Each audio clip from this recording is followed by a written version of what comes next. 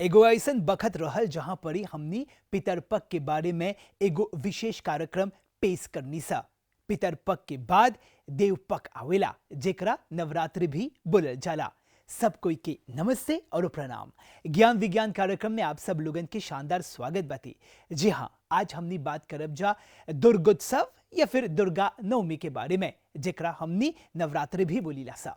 ओकर कौन महत्व बाते, ओकर पाछे के विज्ञान कहा, आर काहे नवरात्र के बखत में ही गरबा नृत्य करल जाला, आज यही विषय पर हमनी बात करब जा। तो आज हमनी प्रवेश करब जा नवरात्रि के दुर्गोत्सव के वातावरण में। दुर्गा पूजा भारत और दुनिया के कई गो देश में मनावल जाए होला प्रसिद्ध हिंदू त्योहार हवन। मॉरिशस में भी बहुत ही हर्षोल्लास के संगे मनावल जाला। ई पर्व भगवती माँ दुर्गा के दानव महिषासुर के ऊपर विजय के सम्मान में मनावल जाला। 10 दिन के ई त्योहार भारत के पश्चिम बंगाल राज्य में खूबे हर्षोल्लास में मनावल जाला। दुर्गा पूजा के नवरात्रि के दौरान सात्विक भोजन पकावल और सेवन करल जाला। हर रात के दुर्गा माँ के एगो रूप के विशेषता पर कथा सुनावल जाला। पश्चिम बंगाल में त नवरात्रि के बखत में बड़का बड़का पंडाल बनावल जाला। मॉरिशस में भी दुर्गा पूजा बहुते भव्य के संगे मनावल जाला। भगवती माँ दुर्गा के मूर्ति या फिर कलश की स्थापना करल जाला, विशेष आरती भी करल जाला। दुर्गा चालीसा एकर संगे संगे दुर्गोत्सव से जुड़ल दुर्गा स्तोत्रम भी गावल जाला। कन्या पूजा भी करल जाला, जहां पर छोटका जन छोकरी बाते उ लोग के नवरूप में सजावल जाला और उनकर पूजन करल जाला।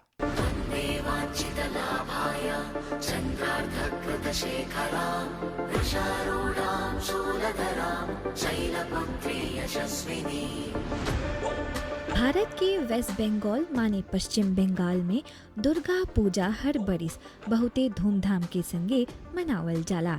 देव पक्ष के शुरुआत में भगवती माँ दुर्गा की आराधना शुरू हो जाला। दुर्गा माँ के आँख के प्रतिमा के निमन से सजावल जाला। भगवती माँ दुर्गा महिषासुर मर्दनी के रूप में अवतरित हो रहल, माने महिषासुर राक्षस के वध करे खातिर दुर्गा माँ के रूप में सामने आ रहल। भगवती माँ दुर्गा एगो माँ और बेटी के रूप में दर्शावल जाला। पश्चिम बंगाल राज्य के कोलकाता शहर में दुर्गोत्सव के बहुते बड़का पैमाना में मनावल जाला। शिल्पकार के कार्यशाला में कई गो महीना से अगाड़ी वे ही दुर्गा माँ की प्रतिमा बनावे के काम शुरू हो जाला। ई हस्तकला में कई गो सृजनात्मक काम शामिल बाते। सबसे पहले मूर्ति के अनाटोमी माटी से बनावल जाला, जे गंगा नदी से कोड़ के ई मटिया के निकालल जाला। जब ई माटी से मूर्ति के हर एक अंग के एगो रूप देवल जाला। हर एक अंग के बहुत ही रिफाइंड तरीके से बनावल जाला, जहाँ पर हम कई गो कारीगरी ई कमवा में शामिल रहेलन स। तब ई मूर्ति में रंग चढ़ावल जाला। उनकर सब अंग के बारीकी के संगे रंग डालल जाला। कोलकाता के सबसे प्रसिद्ध हवन उनकर बड़का पंडाल। ई पंडाल बनाए खातिर कई गो दिन लग जाला। ढेर जना वास्तुकला के कौशल से ई बड़का पंडाल बम्बू से बनावल जाला। ये बड़का पंडाल में भगवती माँ दुर्गा के प्रतिमा के स्थापित करल जाला और प्राण प्रतिष्ठा विधि विधान से होवेला। सबसे दिलचस्प बात ई है कि लाखों भक्तगण ऐसन पंडाल में आके भगवती माँ दुर्गा के आराधना करेलन जा। माँ दुर्गा के अलग अलग रूप के पूजन करल जाला। दुर्गा पूजा एगो उत्सव नियन रहेला। कोलकाता के सड़क पर मानो एगो स्ट्रीट फेस्टिवल बन जाला। हौजा परी भगवती माँ दुर्गा से जुटल कई गो एग्जीबिशन माने प्रदर्शनी भी लगावल जाला।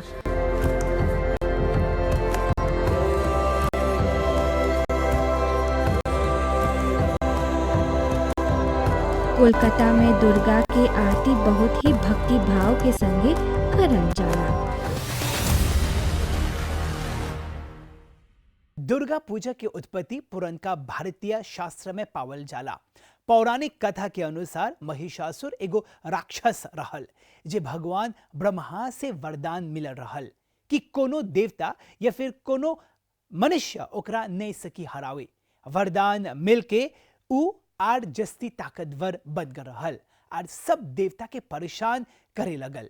एकर बाद भगवान ब्रह्मा, विष्णु और महेश मिलके देवी दुर्गा के निर्माण करलन जा, जिसमें ऊ महिषासुर से सकी लड़े।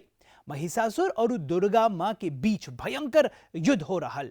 इस संघर्ष 10 दिन ले चलल और अंत में दुर्गा माँ महिषासुर के मार दिलन, ओकरा हरा दिलन। हौजा परी शक्ति के जीत हो रहल। यही खातिर नवरात्रि के बाद विजयादशमी भी मनावल जाला। दुर्गोत्सव बुराई पर अच्छाई की जीत, अंधरिया पर अंजोरिया और बढ़ती दुनिया में रक्षा करे के दिव्य शक्ति के प्रतीक हवन। पश्चिम बंगाल स्थित कोलकाता शहर के हुगली नदी के तट पर विश्वास और इतिहास के सुगंध मिलेला।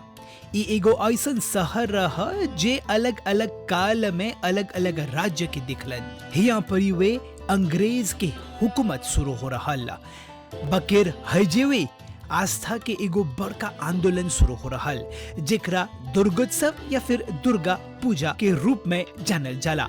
लगभग सन 1920 में दुर्गा पूजा भव्य रूप से मनावे के शुरुआत हो रहल। बकेर एकर अगारीवे से अलग अलग जगह पर दुर्गा पूजा शुरू हो रहल।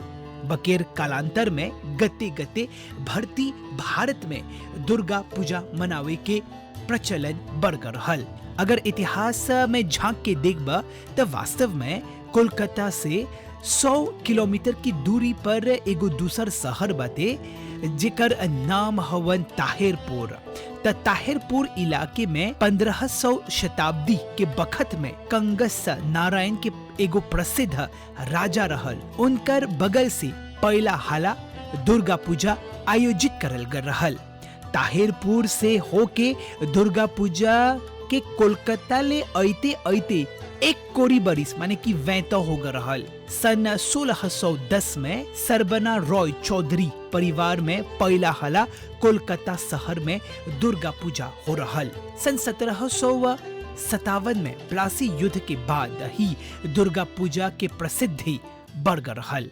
सन 1757 में नाबा कृष्णा देव के एगो व्यक्ति के बगल से दुर्गा पूजा आयोजित करल गए रहल। इमे लॉर्ड क्लाइव के मुख्य मेहमान के रूप में आमंत्रित करल गए रहल।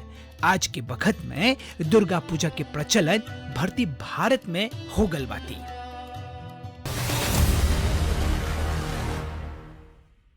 नवरात्रि के ई 10 गो दिन के बखत में हमने उपवास रखिला सा। इसे मनुष्य के देह के शुद्धि होवेला।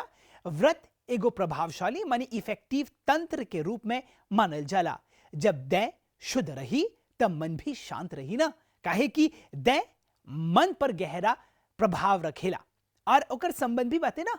इसे हमनी के जीव भी आर जैसी मजबूत रही। व्रत रखे से हमनी के देह के जितना जो टॉक्सिन्स बाते, जो अशुद्धि बाते, वो सब निकल जाला। वजन भी तनिकुन कमती भी हो जाला। मेटाबॉलिज्म माने पाचन तंत्र के भी एगो रेस्ट मिलेला। इसी क्रॉनिक बीमारी के विकास नहीं होवेला और ब्लड प्रेशर भी कंट्रोल में रहेला।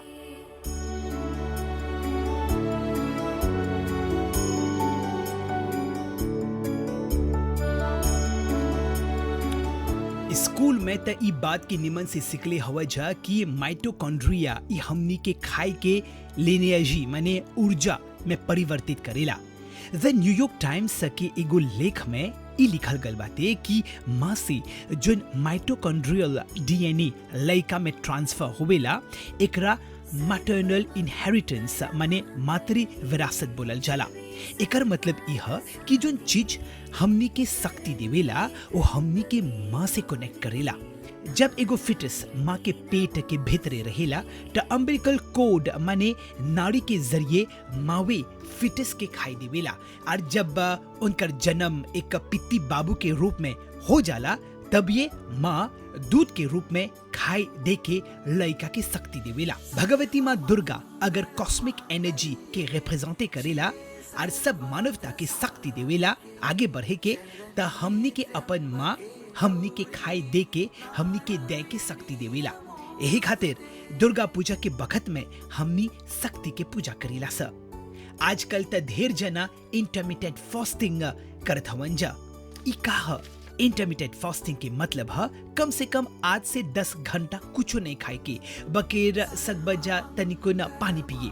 हार्वर्ड यूनिवर्सिटी के एगो एकेडमिक रिसर्च पेपर में इंटरमिटेंट फास्टिंग के लाभ पर जस्ती से जस्ती प्रकाश डालल गल बाती।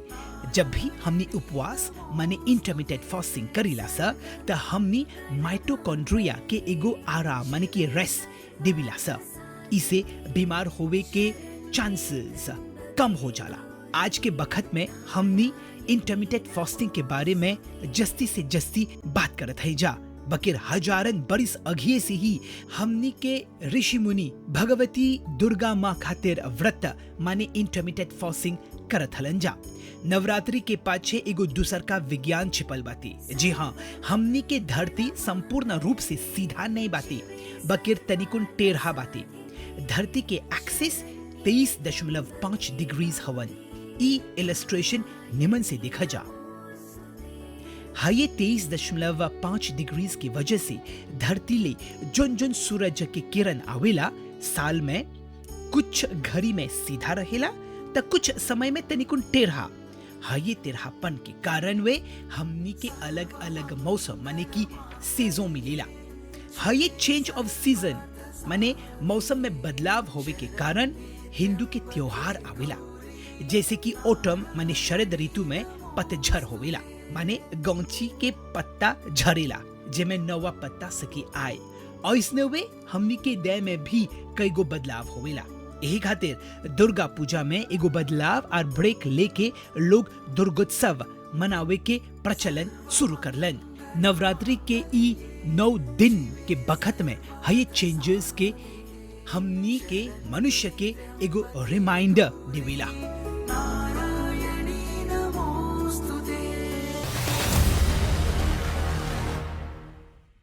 गरबा एगो गुजराती लोक नृत्य हवन जे नवरात्रि के दौरान नाचल जाला। ई बुराई पर अच्छाई के जीत के जश्न के दर्शावेला। गरबा नाम संस्कृत के गर्भ से आल बाटे, जेकर मतलब है जीवन और सृजन माने कि क्रिएशन। गरबा नृत्य कई गो देवी के प्रति समर्पित करल जाला। ई प्रजनन शक्ति माने कि रिप्रोडक्टिव पावर के जश्न के रूप में मनावल जाला और नारीत्व के महिमा के गुणगान करल जाला। एगो केंद्र में दीपक जला के और भगवती माँ दुर्गा माने कि शक्ति के प्रतिमा रख कर ओकर गोलाकार माने कि सर्कल के फॉर्म में सब लोग मिलके नृत्य करेलन जा। हये ब्रह्मांड के नारी के रिप्रेजेंट करेला। गरबा में लयबद्ध संगीत गायन और ताली बजावल जाला। गरबा करे बखत सब लोग दुर्गा माँ के गीत में सराबोर होके नाचिलन जा। एगो उल्लास से भरल वातावरण रहेला। यही खातिर यूनेस्को के बगल से भी गुजरात के ई प्रतिष्ठित गरबा नृत्य के मानवता के अमूर्त विरासत सूची में शामिल करल गल बाटे।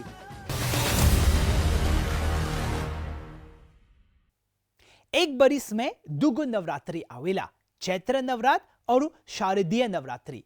चैत्र नवरात्रि चैत्र मास में मनावल जाला, बकिर शारदीय नवरात्र ई बखत में माने कि आश्विन महीना में मनावल जाला।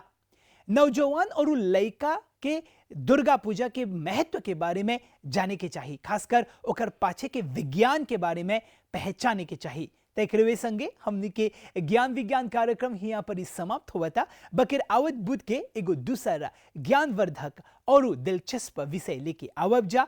तबले अभ्युदय के बगल से सब कोई के नमस्ते और प्रणाम और दुर्गोत्सव की मंगल कामना।